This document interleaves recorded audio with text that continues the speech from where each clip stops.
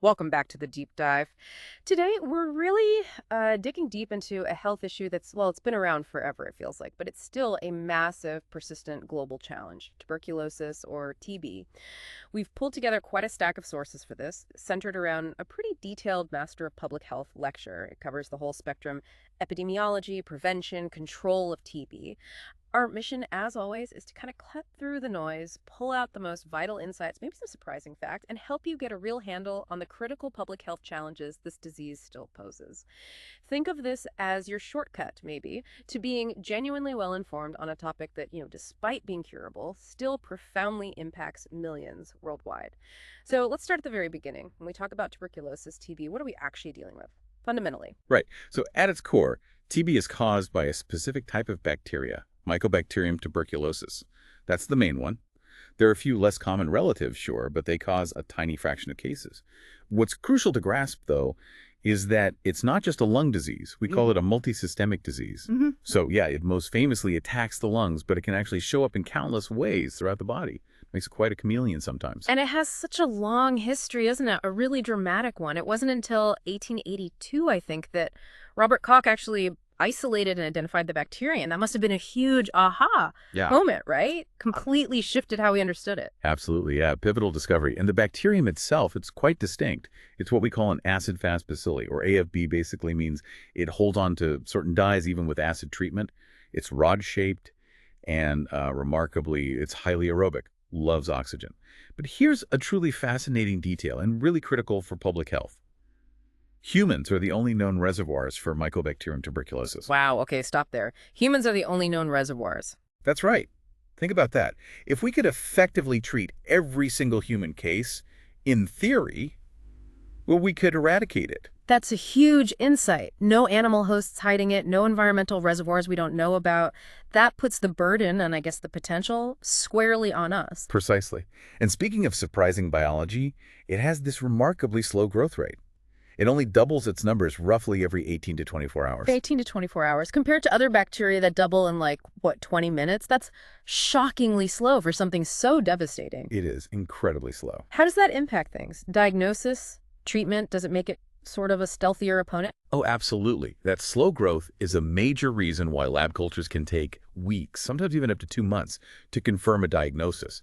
That's a significant delay right there. And it's also why treatment regimens are so long. We're talking typically 6 to 9 months. It makes sticking to the treatment a huge battle for patients. It's also got this weird mix. It's incredibly resilient in some ways, but surprisingly fragile in others. It can be destroyed by direct sunlight, the heat, and UV light. Yeah. But ironically, it can stay viable for years in dried sputum, like dried phlegm. Years? Wow. Yeah. So this combination, persistence, vulnerability, the human-only reservoir, the slow growth, it all underpins why TB is still such a major resurgent worldwide health problem. It's consistently one of the top 10 leading causes of death globally. And tragically, it's still the most common cause of infectious disease-related mortality worldwide. Okay, so let's unpack the next step. How does this tiny, slow-growing bacterium actually make its big impact? How does it spread from person to person? Right. So the primary way it spreads is airborne. We're talking about tiny droplets expelled when an infected person coughs or sneezes or even just talks. These droplets contain the bacteria, and if someone else inhales them into their respiratory tract, they can get infected. Now, once someone is infected, the journey isn't always the same. It can follow a few paths. Sometimes the immune system wins complete healing. Other times, it progresses relatively quickly to active TB disease. Or, very commonly, it can lead to a latent infection.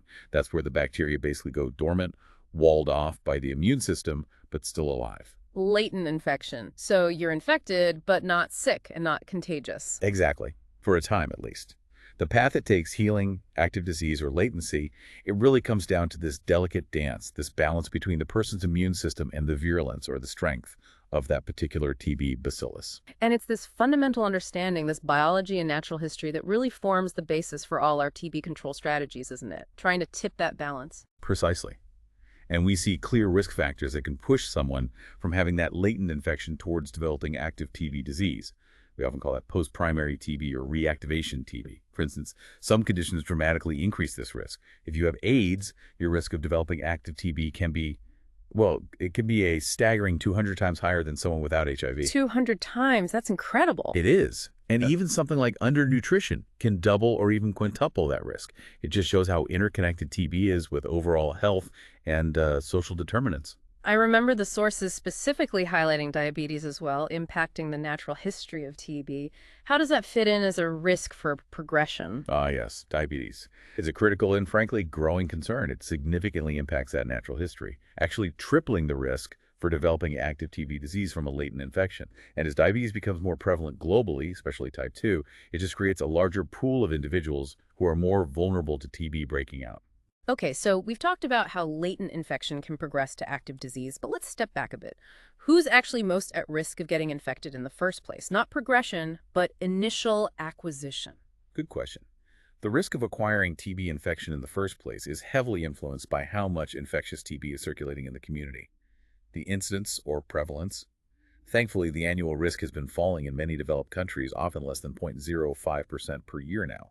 But it remains strikingly high in parts of Africa and the Indian subcontinent, sometimes around 3% annually. Huge difference. But it's not just about broad statistics. The degree and intensity of contact matter hugely. Think about intimacy, household crowding, urban versus rural settings, shared workplaces. So closer contact means higher risk. Definitely.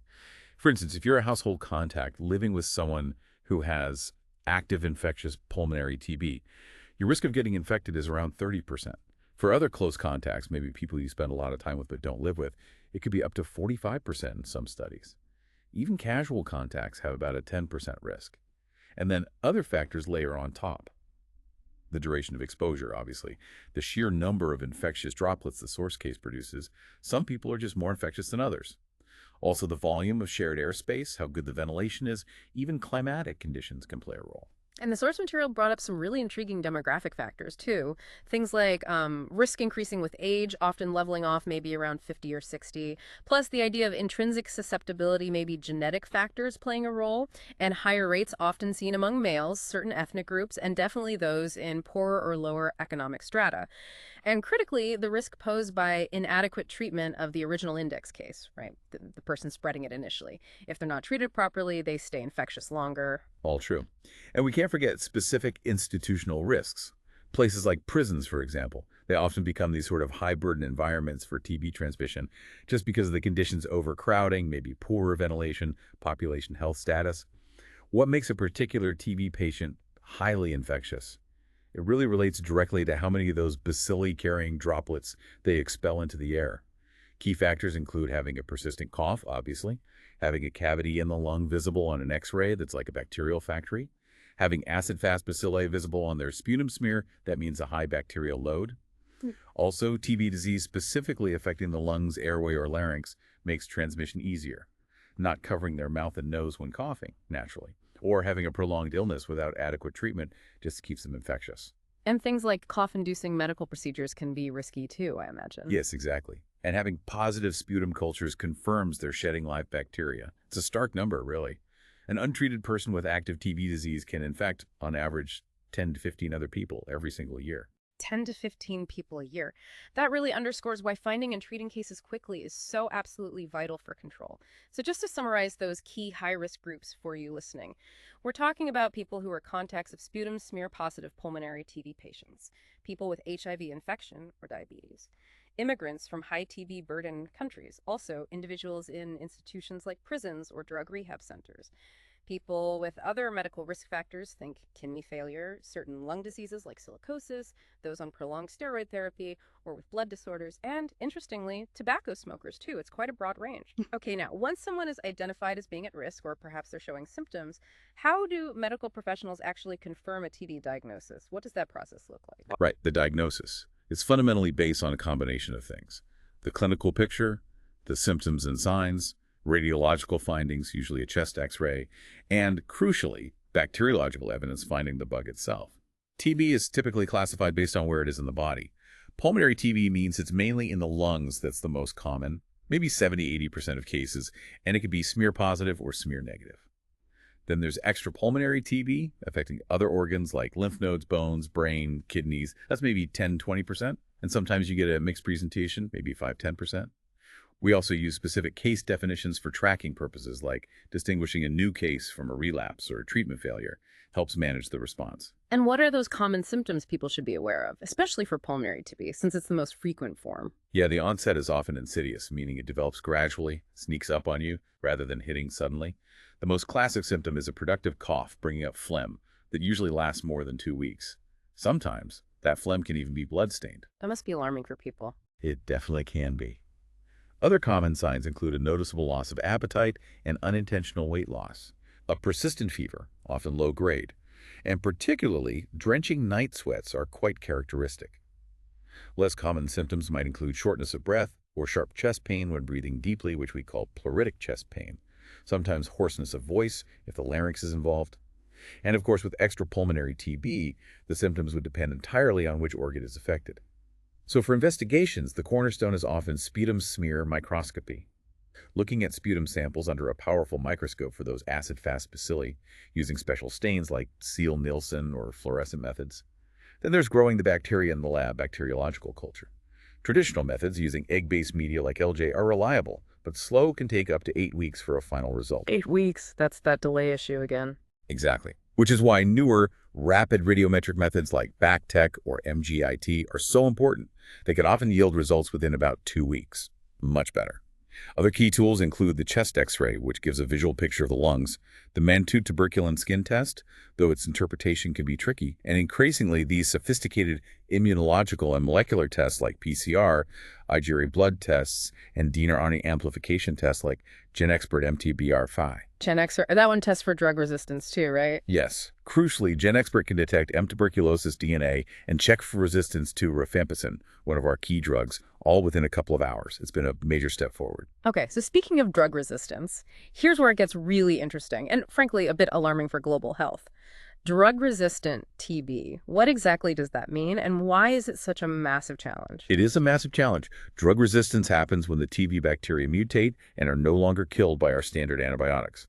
Multi-drug resistant TB, or MDR-TB, is formally defined as TB that's resistant to at least rifampicin and isoniazid. Those are our two most powerful first-line drugs. So the two main weapons are basically useless against MDR-TB. Exactly, which forces us to use second-line drugs, which are generally less effective, more toxic, need to be taken for much longer, sometimes up to 2 years, and are far more expensive. But it gets worse. There's also extensively drug-resistant TB, or XDR-TB. This is MDR-TB that's also resistant to any fluoroquinolone antibiotic and at least one of 3 injectable second-line drugs, like amikacin or kanamycin. So XDR-TB is like the superbug version of TB. It shrugs off even more of our arsenal. That's a truly frightening prospect for treatment. It is. The treatment options become extremely limited, complex, and the success rates are much lower. An estimated 6.2% of MDR-TB cases back in 2016 were actually XDR-TB. There's even been talk of totally drug-resistant, or TDR-TB, where basically no current drugs work. But thankfully, that's not clearly defined by WHO yet and seems extremely rare. But the trend of increasing resistance is undeniable and very concerning. Okay, let's pull back from the microscopic details now and zoom out to the global stage. TB's impact is just staggering when you look at the big picture. So what does this all mean for the world? And maybe we can bring it down to a specific place like Malaysia later. What does the global picture tell us? Yeah, the global picture is sobering. Major challenges persist. Millions of people are still dying every year from this disease, even though, for drug-sensitive TB at least, it's largely curable.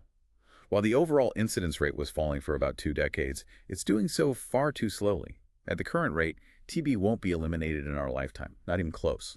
And the response to MDR-TB is alarmingly insufficient. Far too few cases are being diagnosed and properly treated. New cases keep emerging. Looking at the recent data, say from 2022 WHO reports, TB was the second leading infectious disease killer worldwide, right behind COVID-19 during the pandemic peak. It's also the leading killer of people living with HIV, and it's a major driver of deaths related to antimicrobial resistance, or AMR. To give you a sense of the scale, in 2022, there were an estimated 10.6 million new cases of TB globally. That breaks down to about 5.8 million men, 3.5 million women, and 1.3 million children. And about 6.3% of all cases were among people living with HIV. And you mentioned the incidence rate. Wasn't there a concerning recent trend? Yes, very concerning. The global TB incidence rate actually rose by 3.9% between 2020 and 2022. This reversed the declines we'd seen over the past 2 decades, probably largely due to pandemic disruptions to services. And deaths. An estimated 1.3 million people died from TB in 2022. That's almost back to the pre-pandemic 2019 levels. And tragically, just 8 countries account for over 2/3 of that global total. India, Indonesia, China, the Philippines, Pakistan, Nigeria, Bangladesh, and the Democratic Republic of the Congo. The burden is heavily concentrated. That's a really stark global picture. It shows TB is absolutely not a solved problem, despite the progress made over decades. So, okay, let's zoom in now. How do these worldwide trends and struggles play out specifically in a country like Malaysia? Right, Malaysia is considered an intermediate burden country. In 2019, the TB incidence rate was reported at 92 per 100,000 population. The estimated mortality rate was around 4 per 100,000. An important point from Malaysian data is that the majority of TB deaths actually occurred within the first 2 months of treatment. This often suggests the disease was already very advanced or widespread when diagnosed, or the patient had significant existing comorbidities. Key independent risk factors identified for TB deaths in Malaysia include older age, being male, coming from a socioeconomically disadvantaged background, having HIV co-infection, and presenting with advanced TB disease. And what are some of the specific challenges Malaysia faces in controlling TB? Well, like many countries, migration plays a role. Immigrants contribute a significant proportion of cases yearly, maybe 10–12%. TB-HIV co-infection is also a factor, making up perhaps 5–10% of total cases. And the link with diabetes is particularly pronounced in Malaysia. National DM prevalence is high, maybe 15%, even higher in some states like Kelantan. And the co-prevalence of TB and DM is around 16.4% nationally, but a striking 27% in Kelantan. That interaction is a major issue. 27% co-prevalence in Kelantan. That's huge. It is. TB deaths overall remain around 5.5 per 100,000 population on average, and HIV co-infection contributes significantly to those deaths, about 30.3%. There are also diagnostic limitations we touched on earlier. Sputum smear microscopy is still widely used, especially in primary care, but it only detects maybe half of all TB cases, and its sensitivity depends heavily on the quality of the sputum sample. This means up to 40% of active cases can be missed if you rely only on smear microscopy. Chest x-rays are often needed to pick up smear-negative cases. So newer technologies are needed. Definitely. WHO has recommended newer, more sensitive technologies like fluorescent microscopy, and especially the GenExpert MTBR-AIF test to improve detection rates. Getting those widely implemented is key. Unfortunately, Malaysia's overall treatment success rate is also still below the WHO target of 85%. And the incidence of MDR-TB, while maybe lower than in some global hotspots, remains a concern at around 1–2%. Lots of challenges remain. What's really fascinating here, and you've touched on it, is how TB isn't just a standalone disease. It's often deeply entangled with other health issues, which makes control even harder. And it clearly disproportionately impacts specific vulnerable groups. Let's dive into those intersections a bit more. You're absolutely right. That entanglement is crucial. Take TB and HIV/AIDS again. As we said, TB is tragically the leading cause of death among people living with HIV globally, accounting for about 1/3 of all AIDS-related deaths. While there's been progress, a significant reduction in deaths, maybe 60%, there's still a critical need for rapid integration and scaling up of TB and HIV services. We need early and frequent TB screening for all HIV patients, testing all TB patients for HIV, and really working hard to reduce that delay between diagnosis and starting treatment for both conditions. And what about preventing TB in people with HIV? Yes, TB preventive treatment, or TPT, is highly recommended by WHO for people living with HIV. Also for household contacts of confirmed pulmonary TB cases, especially children, and for other clinical risk groups like patients on dialysis. In Malaysia, for example, children under 5 who are contacts are specifically targeted for TPT. Globally, about 15.5 million people received TPT between 2018 and 2022. That sounds like a lot, but it's actually only 52% of the overall UN target set for that period. Only half the target. For the overall target, yes. However, it's worth noting that the specific target for providing TPT to people living with HIV was achieved ahead of schedule, which is great news. But coverage for other groups, like contacts, needs to improve. Then there's the intersection with diabetes mellitus, which we mentioned is a big issue in Malaysia and globally. Remember, DM triples the risk for active TB. This means the rising tide of type 2 diabetes worldwide will unfortunately help sustain the current TB epidemic unless we tackle both together. Diabetes is estimated to contribute to about 15% of current TB cases globally. And patients who have both conditions, TB and DM, they generally suffer worse TB treatment outcomes. They have higher rates of relapse after treatment and a higher risk of dying from TB. And I imagine co-managing these two chronic conditions presents its own unique set of challenges, right? Especially in settings where healthcare resources might be strained, issues like maybe TB drugs affecting blood sugar or diabetes affecting drug absorption. Exactly. There are complexities. Studies show patients with DM might have lower concentrations of some key TB drugs in their blood. They might also face a higher risk of drug toxicity, particularly liver toxicity. And achieving good glycemic control, keeping blood sugar stable, which could potentially improve TB outcomes, is often hampered. You get chronic inflammation from the TB itself, potential drug interactions, and sometimes issues with adhering to both TB meds and diabetes management plans. It's tough. So what's needed for these patients? Well, it suggests that standard TB treatment might not be enough. Additional interventions are likely needed, things like focused patient education on managing both conditions, more intensive monitoring of blood sugar and potential drug side effects, and support for lifestyle interventions related to diabetes. Integrating services for TB and DM care is a huge health systems challenge, especially in low and middle income countries. But we can definitely learn from the experience of integrating TB and HIV care, which has shown it can be done effectively, although it took time and effort. That makes sense. Okay, this raises the important question. Who else is disproportionately affected by TB and why? Let's talk about some other specific vulnerable populations. Prisons are a critical example. They represent settings with concentrated risk. Studies, for instance, in Thailand showed TB incidence was a shocking 8 times higher in prisons compared to the general population. They also found high rates of HIV co-infection, around 35%, and significant drug resistance, about 39%, among TB cases in prisons there. In Malaysia, too, the estimated TB burden in prisons is about 10 times higher than in the general community. And globally, the detection rate is a major problem. In 2019, it was estimated that only 53% of people who likely had TB in prisons were actually detected and reported. That leaves a huge, dangerous gap in diagnosis and treatment within prison populations. A massive gap. What about immigrants and refugees? You mentioned migration earlier. Yes, immigrants and refugees are often among the populations most affected by TB. This is frequently linked to their living conditions both before migration and sometimes upon arrival, things like overcrowding. Their arrival can influence TB control efforts in receiving countries, potentially increasing the burden and costs, especially if they come from high TB burden areas. It's important to understand that the majority of TB cases diagnosed among migrants in lower incidence countries usually result from the reactivation of latent TB infection that they acquired before they migrated in their home countries. It's not always recent transmission into the new country, especially initially. But they face barriers once they arrive, right? Huge barriers, often. Language difficulties, cultural differences in understanding health and illness, stigma associated with TB, limited access to healthcare services, fear related to immigration status. All these can contribute to significant delays in seeking care, getting diagnosed, and completing treatment. These delays, unfortunately, lead to increased transmission within migrant communities and poorer health outcomes for the individuals themselves. And you have to consider the social determinants layered on top.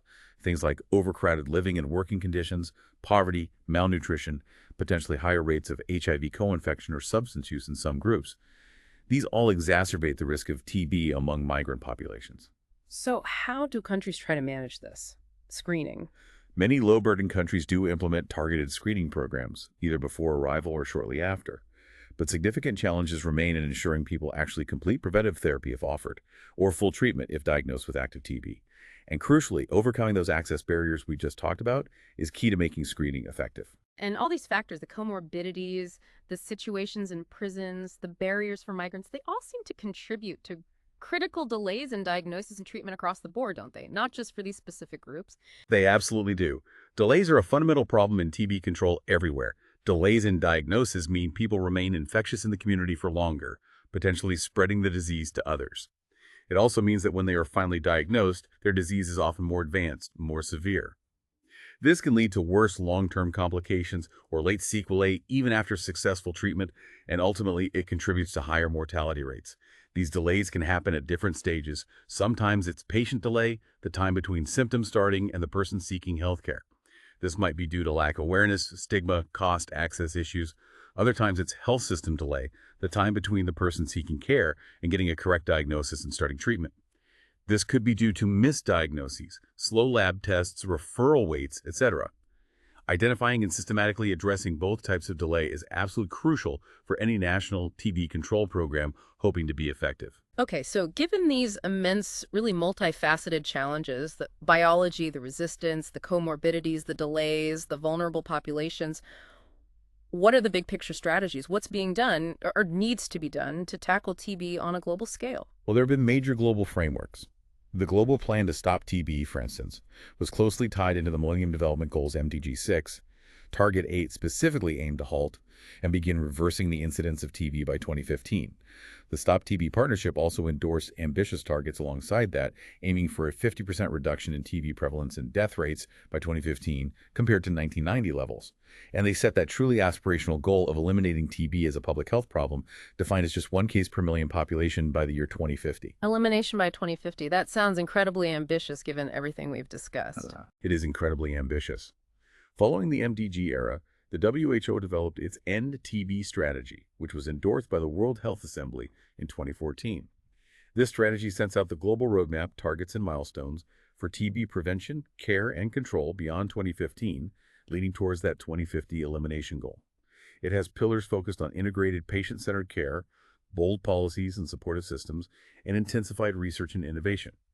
However, implementing these strategies faces significant persistent public health challenges on the ground. We desperately need to strengthen awareness about the disease globally. Many people still don't understand it well. High default rates from treatment remain a major problem, undermining cure rates, especially among marginalized or mobile populations. We need much better information management systems and more research to truly understand the local epidemiology and track progress effectively. The significant burden of infection among foreign migrant workers needs specific strategies. We have to tackle the comorbidities head-on, integrating care for TB with DM, HIV/AIDS, and addressing issues like smoking. The fight against drug resistance, MDR and XDR, requires huge investment in diagnostics, new drugs, and patient support. And we must tirelessly combat the stigma and discrimination that still surround TB in many communities, which prevent people from seeking care early. And what about those specific challenges you mentioned for intermediate and low TB burden countries like Malaysia? They have different hurdles, perhaps. They do face some specific nuances, yes. Things like managing TB in an increasingly aging society, as older people can be more vulnerable to reactivation. The ongoing issue of importation and potential propagation of TB, including drug-resistant strains, through migration. Often there's a large and sometimes poorly regulated private healthcare sector that needs to be engaged effectively in TB control. Ensuring laboratory quality control across all diagnostic facilities is vital. Managing complex MDR-TB cases requires specialized capacity, and the high proportion of non-communicable disease comorbidities, like diabetes and cancer, adds complexity to TB patient management. But importantly, these intermediate and low-burden countries also share significant advantages. They often have, or aspire to have, full health systems coverage. They usually possess good research capacity. They may have insurance schemes that can support patients. They generally have a well-educated workforce and strong public health infrastructure. So they have potential to lead. Exactly. This gives them the potential to really set an example, to pilot innovative new diagnostic tools, treatment regimens, or models of care, and to contribute significantly to the global research agenda needed to finally eliminate TB. That's a great point, turning challenges into opportunities. So bringing it right back home, what are Malaysia's specific stated goals in this global fight against TB? What's the national program aiming for? Malaysia's National TB Control Program, which has been integrated within the public health system since the mid-1990s, has several clear objectives outlined in its strategic plans. They aim to increase the case detection rate, finding more of the existing cases with a target around 113 per 100,000 population. They have ambitious targets to reduce TB incidence by 50% and reduce the number of TB deaths by 75% by the year 2025 compared to baseline levels. They also strive to achieve a high treatment success rate of 90% for new drug-sensitive cases, and importantly, also aim for high success rates for those difficult MDR-TB cases. 90% success rate, that's aiming high, especially given the current rates are lower. It is ambitious, but it aligns with WHO targets. Furthermore, they're focused on strengthening the management of latent TB infection, or LTBI. That means improving screening for high-risk groups, ensuring accurate diagnosis, and providing effective preventive TB treatment to stop latent cases from becoming active ones. And crucially, there's a strong emphasis on promoting TB awareness and health education by strengthening collaboration with NGOs, local government agencies, private sector partners, and communities themselves, engaging everyone. is key. And that point about education is so vital. Educating patients and their communities is absolutely crucial. It needs to come from clinicians, from dedicated program staff, and especially from trusted community members or leaders. Why? Because good education promotes understanding, reduces fear and stigma, and critically improves acceptance of diagnosis and adherence to those long treatment regimens. Without adherence, we can't cure TB or prevent resistance. And it needs to be the right kind of education, presumably. Absolutely. It Yeah. needs to be targeted, especially towards high-risk populations. And it must be developed with input from the target audience themselves to ensure it's culturally sensitive and linguistically appropriate. We have to acknowledge that existing cultural beliefs or health perceptions can sometimes act as significant barriers to care, and education needs to address those respectfully and effectively. That emphasis on community engagement and culturally sensitive education sounds incredibly important. Okay, looking forward then. Beyond the current strategies and improving implementation, there's also that exciting frontier of new treatments on the horizon, isn't there? That must offer a real beacon of hope. It absolutely does. New drug development is perhaps one of the most critical areas for achieving TB elimination. For decades, we had very few new drugs, but the pipeline is now more active. These aren't just slightly better versions of old drugs. Many represent entirely new classes of antibiotics, which is vital because they often work in novel ways, meaning they can be effective against strains that have developed resistance to the older drugs. For example, bedaquiline, which you may have heard of under the brand name Serturo, was a real game changer. Approved by the US FDA specifically for MDR-TB, it represented a new class with a new mechanism of action. There's also pyridomycin, an older antibiotic rediscovered, which interestingly seems to remain fully effective against clinical isolates of M. tuberculosis that are already resistant to isoniazid. And others like Delamanid, another relatively new drug, and candidates like Predominid, which was PAA24, have shown activity against both drug-sensitive and drug-resistant strains, often used in new combination regimens trying to shorten and improve MDR-TB treatment. So, real progress in the drug pipeline, offering hope for shorter, safer, more effective treatments, even for resistant TB. Exactly. That's the hope and the direction of much current research, finding combinations that can tackle all forms of TB more effectively and quickly. Well, this deep dive has really underscored the immense complexity and the truly enduring challenge that tuberculosis represents. But it's also equally clear that there are incredibly dedicated, comprehensive global and local efforts underway to combat it. It really is a fight being waged on many fronts: biological, clinical, social, political. Absolutely. If I were to summarize the key takeaways for you listening, it's this. TB is fundamentally a curable bacterial disease, yet its global impact remains vast and deeply concerning. Its control is significantly complicated by factors like comorbidities, especially HIV, and the rising tide of diabetes. It's relentlessly worsened by delays in diagnosis and treatment, and critically, by the alarming rise of drug resistance. Effective control, therefore, demands comprehensive, integrated strategies. It requires interventions specifically targeted at those most vulnerable populations. And it absolutely depends on sustained, culturally sensitive community education and engagement to overcome barriers and support patients. So, as we consider that ambitious goal we mentioned, eliminating TB by 2050, getting down to just one case per million people globally, here's a final thought for you to ponder. What further innovations, perhaps beyond just new drugs, do you think will be most crucial to finally overcome the deep-seated systemic and social barriers to TB elimination that we've discussed today? Thank you for joining us on this deep dive into tuberculosis. We encourage you to continue exploring these critical global health topics.